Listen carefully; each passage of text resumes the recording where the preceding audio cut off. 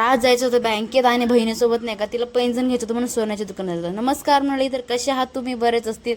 इथं छोटावाला भाऊ मस्त बेगीने गाडीमध्ये बसून एन्जॉयमेंट करते. मग त्याला मी घेतलं. माझी बहीण नाही का बँकेत गेली होती कारण तिला पैसे वगैरे काहीतरी काढायचे होते वाटतं. मग त्याच्यासोबत मस्त खेळत बसले. मग आम्ही पण दोघं बँकेत गेलो. मस्त हवा थंड थंड हवा खात बसलो होतो. मग सोन्याच्या दुकानात गेलो. मग सोन्याच्या दुकानात जाऊन पैंजण वगैरे बघितली, पैंजण घेतली, भांडी पण घेतली. मग आमच्या दादाचंच हे नाही का वडापावचं दुकान आहे जे की लांडेवाडीमध्येच आहे. तिथे जाऊन मस्त वडापाव खाल्ला आणि छोटं बाळ नाही का मस्त पेने इकडे तिकडे गाड्या बघून मस्त खेळत होता. वडापाव वगैरे खाऊन मस्तपैकी मग घरी आलो. मग इथं नाही का स्वराज गाडीची नाही का चावीवर खेळत होता. तो नुसतं नाही का बंद चालू लॉक अनलॉक करत होता. नंतर भाजी वगैरे घेतली. भाजी वगैरे घेऊन नाही का भाकरी करायची होती, मला स्वयंपाक करायचा होता. मग डोरेमॉन वगैरे बघत बसते. मम्मीने भाजीला फोडणी दिली ती, मग भाकरी केले.